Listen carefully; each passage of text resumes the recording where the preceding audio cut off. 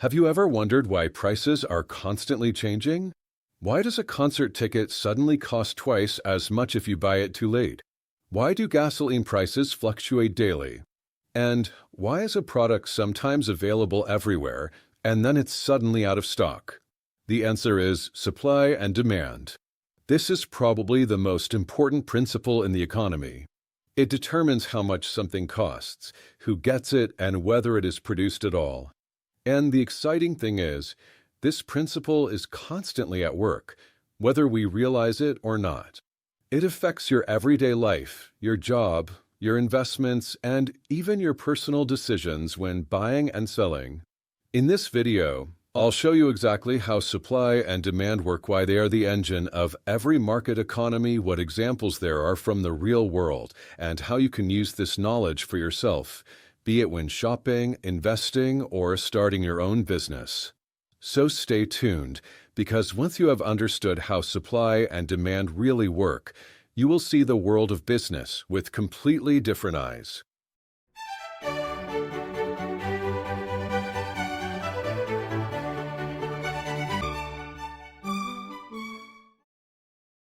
Let's start from the beginning. Supply means how many products or services are there on the market? In other words, who offers something and in what quantity? Example, a supermarket offers bread. A car manufacturer offers cars. An app offers a service. That is the supply. Demand means how many people want to buy this product or service. If many people want something, demand increases. If few people are interested, demand is low. Now it gets exciting. Prices are formed from the relationship between supply and demand. If demand is high but supply is scarce, then prices rise. If supply is high but hardly anyone wants to buy, prices fall. This is also known as the law of supply and demand, a cornerstone of economics. An illustrative example. Imagine many traders selling tomatoes at a weekly market. There is an oversupply, but customers only buy a certain quantity. The result? The price drops so that the traders can still get rid of their tomatoes. Or the opposite.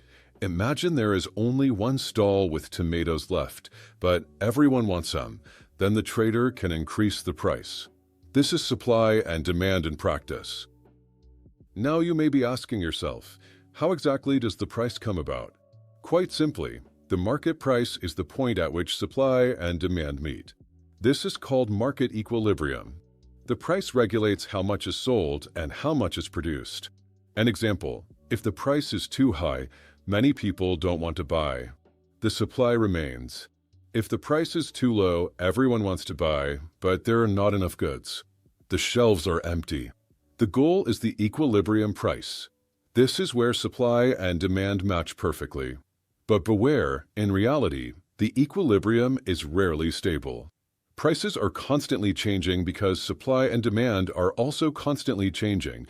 People sometimes want to buy more, sometimes less. Producers can sometimes produce more, sometimes less. Raw materials can become scarce. Technologies continue to develop.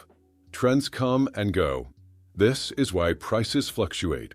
And this is precisely where the market mechanism comes in. The price is like a signal.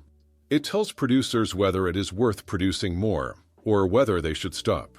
A high price means that it is worth offering more.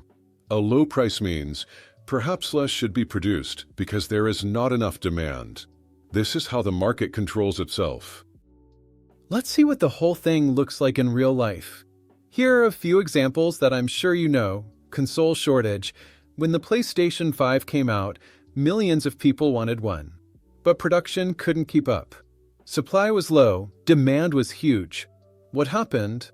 Prices on the secondary market doubled. Real estate market. There is not enough living space in large cities such as Munich or Berlin. Supply is limited, but demand is constantly growing.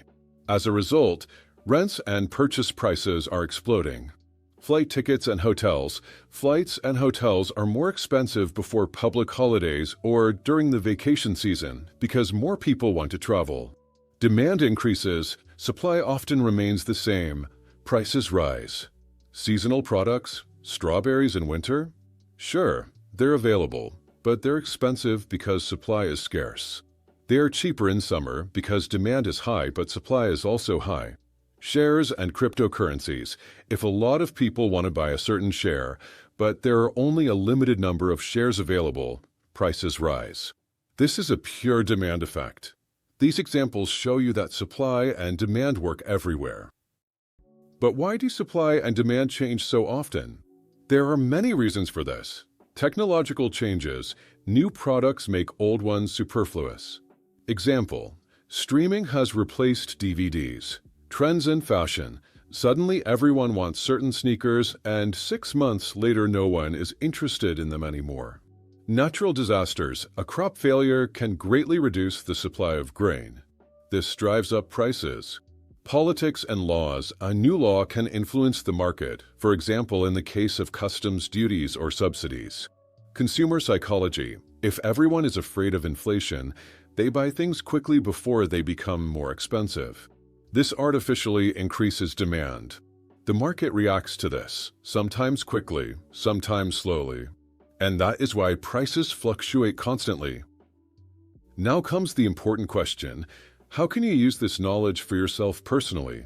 Whether you're shopping, investing, or starting your own business, understanding supply and demand will help you make better decisions. Here are a few tips. When buying, buy products when supply is high.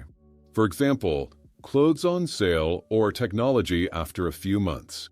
Avoid jumping on hype immediately. You usually end up paying for it. Plan ahead. If you book early, you often pay less. When selling, sell when demand is high. For example, for limited edition items or collector's items. Observe the market. Offer your products when other suppliers are in short supply, then you will get better prices. When investing, don't buy shares at the height of a hype. A crash usually follows when the supply rises again. Wait for opportunities when the market is quiet and nobody is looking. You'll often find bargains. And if you're an entrepreneur, ask yourself, is your product unique? Then you can charge higher prices because the supply is limited. Is your market overcrowded? Then you need to create added value to stand out from the crowd. With your knowledge of supply and demand, you are not just a consumer, but someone who understands the market, and that is worth its weight in gold. Let's summarize. Supply and demand are at the heart of the economy. They determine what something costs, who gets it, and whether it is worthwhile for companies to produce something. Those who understand this principle make smarter decisions in everyday life, when investing and in business. Now it's your turn. Backhand index pointing right. Have you ever had a situation where you made a particularly good or bad deal through supply and demand? Let me know in the comments. I read every single one. If you liked the video, give me a thumbs up, share it with your friends, and subscribe to the channel for more economics and finance made easy. Thanks for watching. See you next time.